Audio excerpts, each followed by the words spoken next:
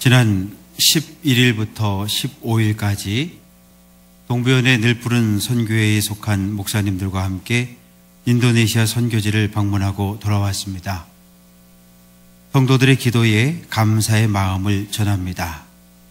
덴파사르에 있는 임마누엘 교회를 방문하게 되었는데, 이 교회는 동부연회와 밀접한 관계를 갖고 있는 교회입니다. 지난 2008년 동부연회 남선교회와 여선교회가 후원해서 건축을 시작할 수 있었기 때문입니다. 지금 이 교회는 에릭 목사를 중심으로 100여 명이 출석하는 자립교회로 성장을 했습니다.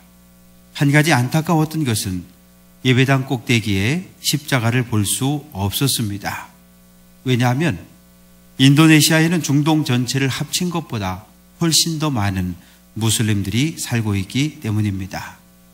어성호 선교사님, 에릭 목사님, 그리고 인도네시아에서 신앙생활하는 성도들을 위한 중보의 기도를 부탁드립니다. 오늘 본문은 사울왕이 하나님께 버림을 받고 다윗이 왕으로 기름 부음을 받았던 사건을 배경으로 하고 있습니다. 왜 사울은 하나님께 버림을 받았을까요? 범죄했기 때문입니다. 사울의 아들 요나단은 게바에 있는 블레셋 군대를 공격합니다.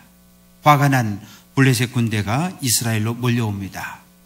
병거 3만, 마병 6천, 그리고 해변에 모래알처럼 많은 군대를 이끌고 이스라엘로 몰려옵니다. 이스라엘 군대는 3천여 명 정도 모여 있습니다. 계곡을 사이에 두고 서로 진을 치고 있는데, 이스라엘 군대는 블레셋 군대의 모습을 보고 기가 죽어버렸습니다.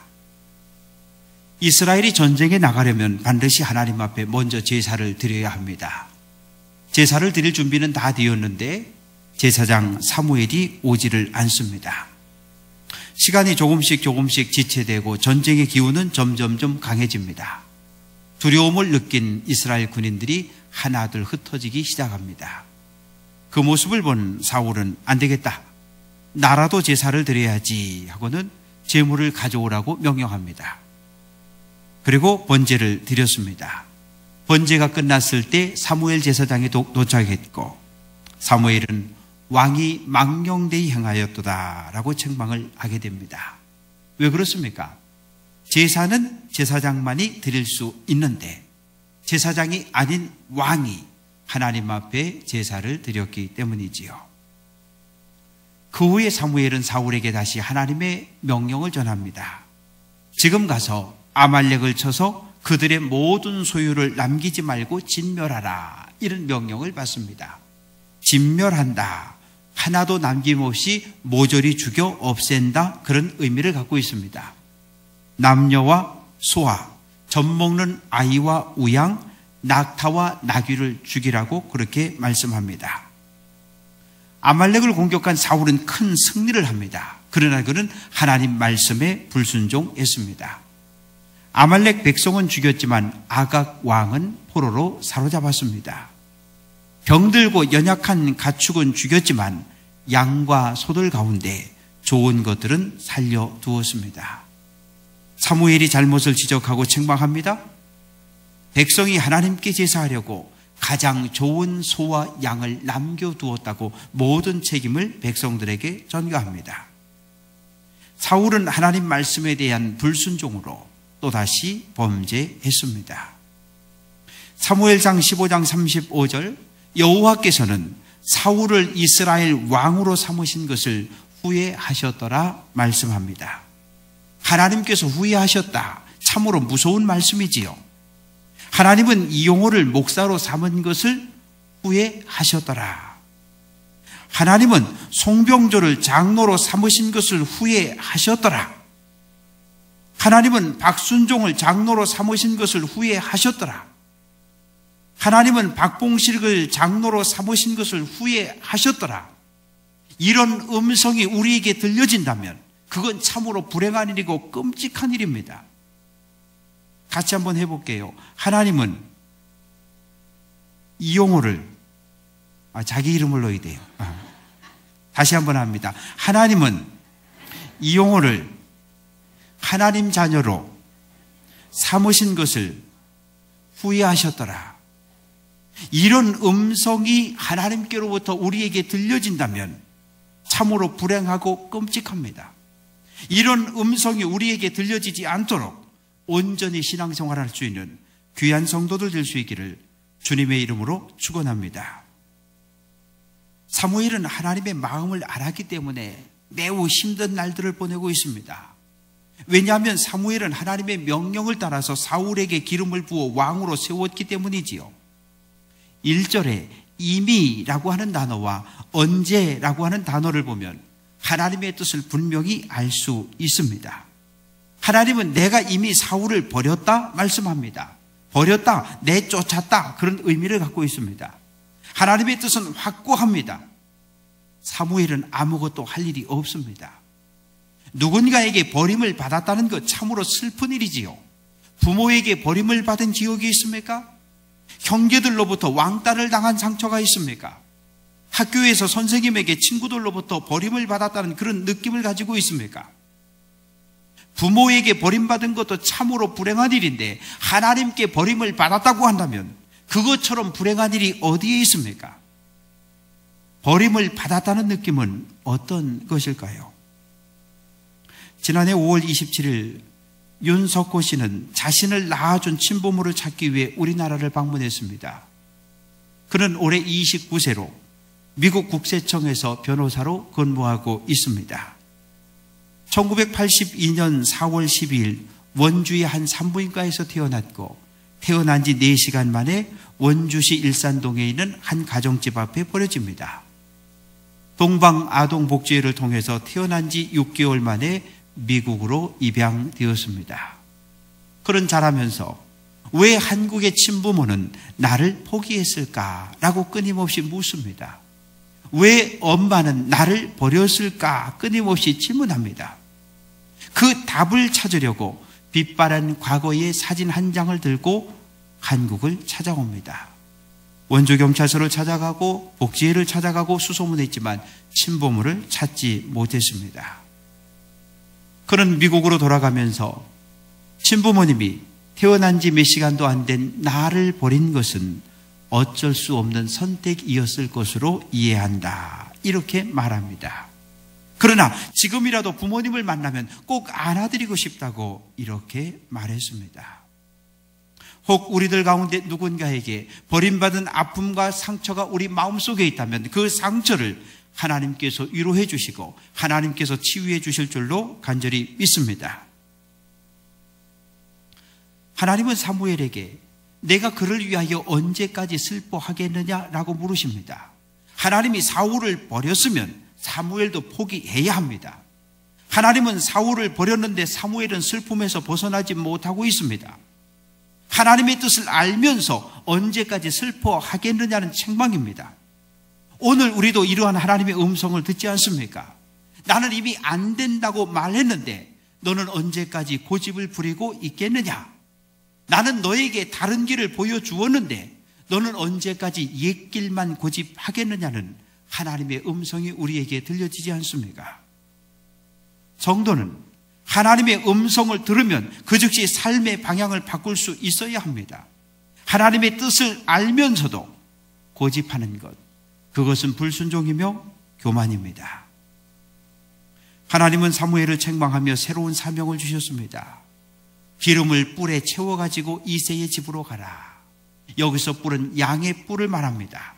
하나님의 권위, 하나님의 능력을 상징합니다. 이새는 예루살렘으로부터 10km 정도 떨어진 베들레헴이라고 하는 작은 마을에 살고 있습니다. 하나님은 이새의 아들 가운데 한 왕을 보았다 이렇게 말씀합니다. 보다라는 말은 선택했다 그런 뜻이지요. 하나님 마음에 합한 왕이 이새의 아들들 중에 있다 그런 뜻입니다. 하나님은 도대체 다윗의 어떠한 모습을 보고 그를 왕으로 선택했을까요? 다윗은 양들을 사랑하는 목자의 마음을 가지고 있습니다. 아버지의 양을 칠 때에 사자나 곰이 양떼 가운데 새끼를 물고 도망가면 목숨을 걸고 쫓아가서 양의 새끼를 구해왔습니다. 다윗은 하나님을 향한 굳은 믿음을 가지고 있습니다. 사자와 곰이 다윗을 죽이려고 달려들면 수염을 잡고 쳐 죽였다고 했습니다. 그런데 다윗은 사무엘상 17장 37절에서 하나님께서 자신을 사자와 곰의 발톱에서 건져내셨다고 고백하고 있습니다. 오늘 다윗의 고백이 오늘 우리에게 있기를 간절히 축원합니다. 오늘 우리는 성도와 이웃을 사랑하는 마음과 하나님을 향한 굳은 믿음을 가지고 살아야 합니다. 사무엘은 하나님, 나는 갈 수 없습니다. 사울이 알면 나는 죽습니다 라고 말합니다. 왜요? 하나님은 사울을 버렸지만 백성들은 여전히 사울을 왕으로 인정하고 있습니다. 그런데 사무엘이 다윗에게 몰래 가서 기름을 부어 왕으로 선포하면 사무엘뿐만 아니라 이새의 가문 전체가 멸망을 당할 수 있습니다. 하나님은 사무엘에게 한 가지 방법을 알려주십니다. 암송아지 한 마리를 끌고 이새의 집으로 가라. 그리고 가서 이야기하거라. 내가 하나님께 제사를 드리러 왔다. 그러면서 이새와 그의 자녀들을 모두 다 제사에 청하라고 말씀합니다. 사울은 하나님께 드려지는 제사를 가볍게 여겨 하나님께 범죄했지만 사무엘은 제사를 통해 하나님의 일을 성취했습니다. 이새의 집에 도착을 하게 됩니다. 화목제의 제사를 드립니다. 화목제의 특징은 무엇입니까? 화목제의 제사가 끝난 이후에 제사에 참여한 모든 사람들이 하나님께 드려졌던 그 예물을 함께 나누어 먹는 것, 이것이 화목제사의 특징입니다. 하나님은 나를 위하여 기름을 부으라고 말씀합니다.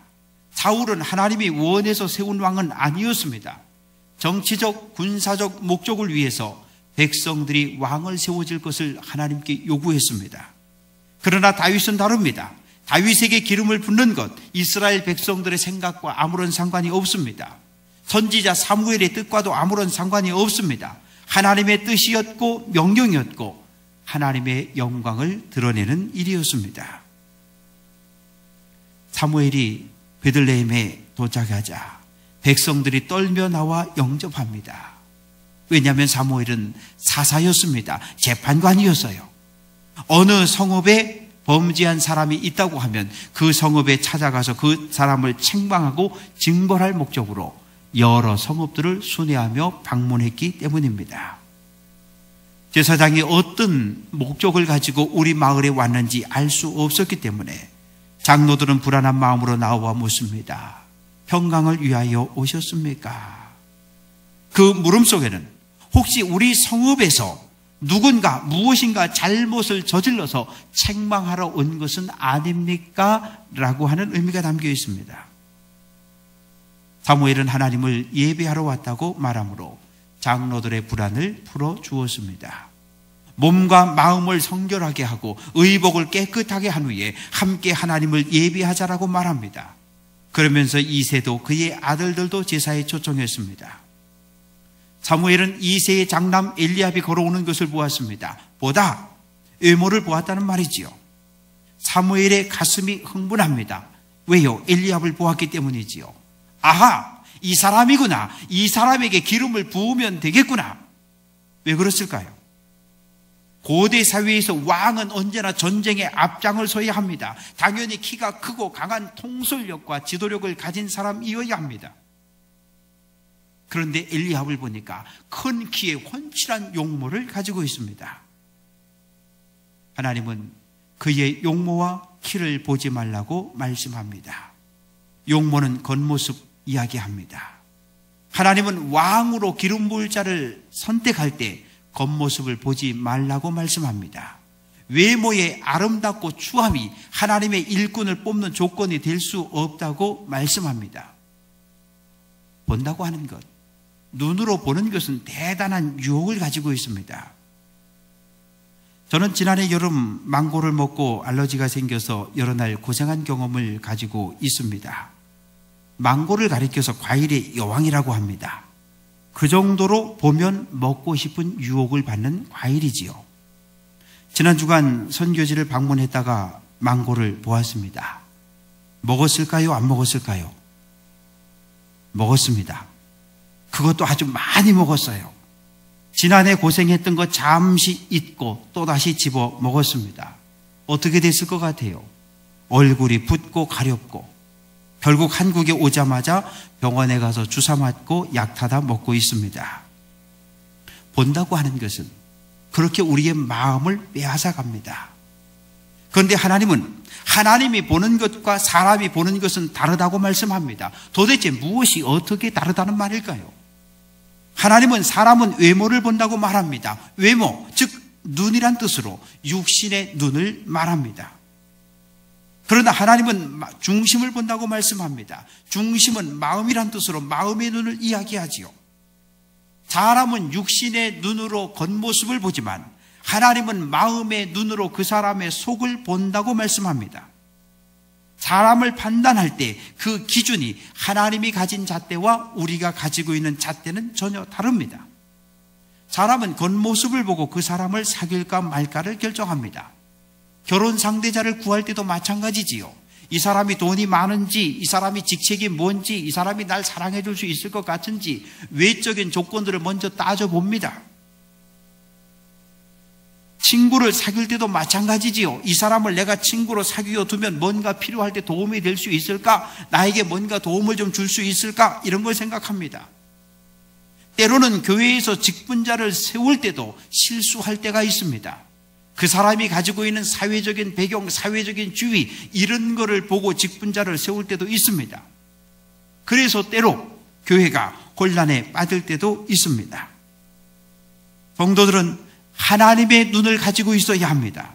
하나님의 눈으로 그 속 사람을 볼 때 진실한 사람인지 겸손한 사람인지 하나님의 말씀에 순종하는 사람인지를 알 수 있습니다. 이세, 그는 여호와의 사람이라는 의미를 갖고 있는 이름입니다. 참 좋은 이름이잖아요. 이름은 좋은 이름이지만 이름에 합당한 눈을 갖지 못했습니다. 하나님의 눈은 다윗을 왕으로 보았으나 이새는 다윗을 어린 아이로 보고 있습니다. 사랑하는 성도 여러분, 오늘 우리는 어떤 눈으로 우리의 자녀들을 바라보고 있습니까? 자녀들을 위해 어떻게 기도하고 있습니까? 하나님, 내가 교수가 되길 원했고 내가 의사가 되기를 원했는데 내가 그거 못했으니까 우리 자녀들이 의사가 되고 교수가 되게 해달라고 그렇게 기도하고 있습니까? 그것은 잘못된 기도입니다. 자녀들이 믿음의 사람으로 성장할 수 있도록 기도해야 합니다. 하나님의 일꾼이 되어서 하나님께 영광을 돌려드리는 그런 사람들로 자라가게 해달라고 기도해야 합니다. 하나님의 눈, 믿음의 눈, 사랑의 눈으로 자녀들을 보아주어야 합니다. 지금 자녀들이 부모를 힘들게 할 수도 있습니다. 그럴지라도 우리 자녀들을 향한 하나님의 인도하심을 믿고 그렇게 기도해야 합니다. 말썽을 일으켜도 사랑으로 감싸고 안아주며 하나님의 말씀으로 양육하고 훈계해야 합니다. 사무엘은 이새의 아들들을 한 사람 한 사람 자기 앞으로 불렀습니다.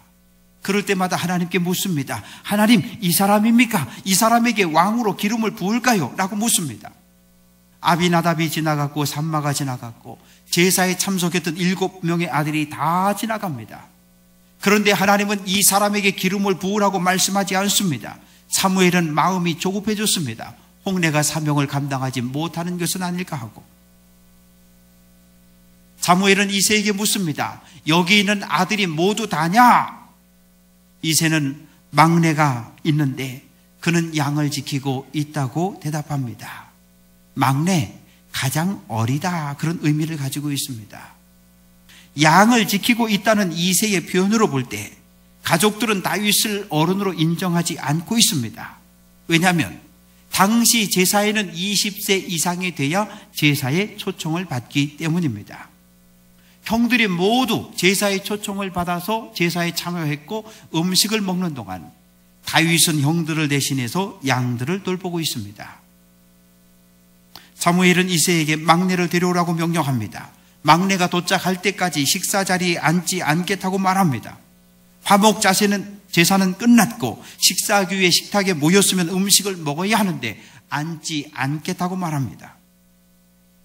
사무엘이 서 있으니 모든 사람들이 식탁 둘레에 전부 서 있습니다. 하나님이 주신 사명을 완수한 후에 식사를 하겠다고 하는 강한 의지의 표현입니다. 다윗이 도착했습니다. 그는 어떤 사람이었을까요? 그의 빛이 붉고 눈이 빼어나고 얼굴이 아름답더라 라고 표현하고 있습니다. 다윗은 붉은 빛의 머리카락을 갖고 있었습니다. 지금도 중근동 사람의 대부분은 검은색 머리털을 가지고 있습니다. 붉은 빛의 머리카락은 대단히 귀한 것으로서 아름다움의 한 조건이 되었습니다. 눈이 빼어나고 얼굴이 아름답더라 라고 말씀합니다. 빼어나다는 말은 반짝반짝한다는 이야기죠. 다윗은 반짝이는 눈을 갖고 있었습니다. 얼굴은 겉모양이란 뜻으로 얼굴도 잘생겼다 그런 뜻입니다. 다윗은 하나님이 보시기에 좋은 성품을 갖고 있었고 좋은 외모를 갖고 있었습니다. 하나님 말씀하십니다. 바로 이 사람이다. 내가 다윗에게 기름을 부어 왕으로 삼을 사람이다. 이렇게 말씀합니다. 사무엘은 즉시 일어나 기름 뿔병을 가져다가 다윗에게 기름을 붓습니다. 13절 그의 형제 중에서 라고 말씀합니다.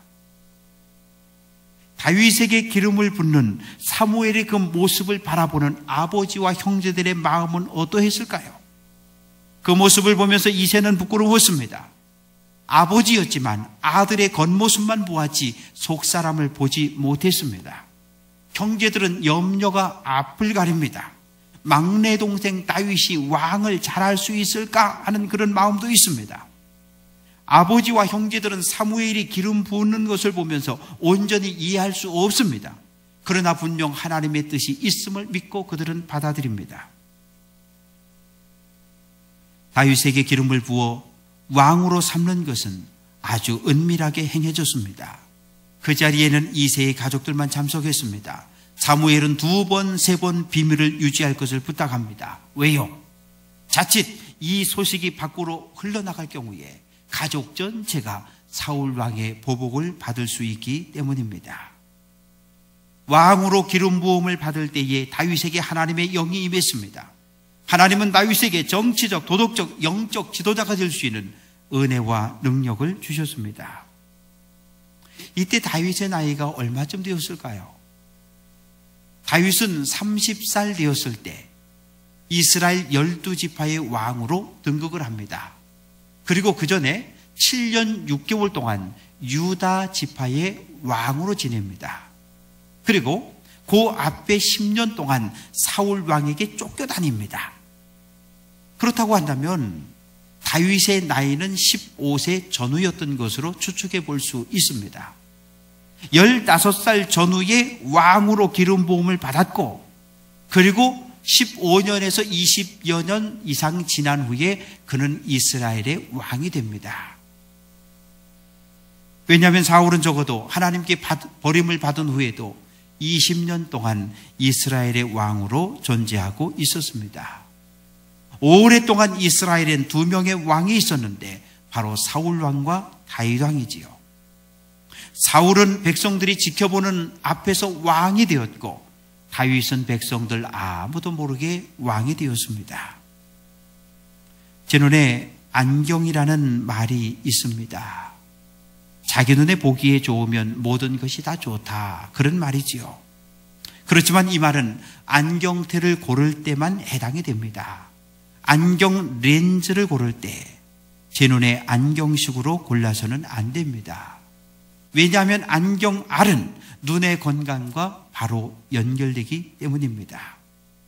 사랑하는 성도 여러분, 신앙생활의 기준이 무엇입니까? 좋은 설교는 무엇입니까? 내 귀에 듣기 좋으면 좋은 설교이고 내가 들어서 귀가 따가우면 마음이 아프면 그건 나쁜 설교입니까? 잘못된 생각입니다. 히브리서 4장 12절 하나님의 말씀은 살아있고 활력이 있어 좌우의 날선 어떤 검보다도 예리하여魂과 영과 및 관절과 골수를 찔러 쪼개기까지 하며 또 마음의 생각과 뜻을 판단하신다. 이렇게 말씀합니다. 좋은 설교, 은혜 받은 설교는 설교를 듣고 내 마음에 찔림이 있어야 합니다. 설교를 들을 때 내 마음이 아파야 하고 감추어진 죄가 드러나야 하고 회개의 눈물이 흘러나올 때 그 설교는 살아있는 설교이고 은혜로운 설교인 줄로 믿습니다. 사랑하는 성도 여러분, 지금까지 우리는 어떤 눈을 가지고 세상을 보고 살아왔는지요? 하나님의 눈으로 세상을 바라보시기를 주님의 이름으로 축원합니다. 불신앙의 눈을 버리고 믿음의 눈으로 세상을 보십시오. 원망의 눈을 버리고 사랑의 눈으로 성도들을 바라봐 주십시오. 비난의 눈을 버리고 긍휼의 눈으로 가족들을 바라보아 주십시오. 하나님의 눈으로 볼 때 가족과 성도 그리고 이웃들의 슬픔과 아픔이 보여집니다. 예수님의 눈으로 볼 때 병자들의 고통을 볼 수 있습니다. 성령의 눈으로 볼 때 죽어가는 영혼들의 몸부림이 우리 눈에 보여질 수 있습니다. 고집스러운 내 눈 벗어버리고 하나님의 눈으로 세상을 바라봄으로 하나님의 일꾼들로 쓰임받는 귀한 성도들 될 수 있기를 주님의 이름으로 간절히 축원합니다.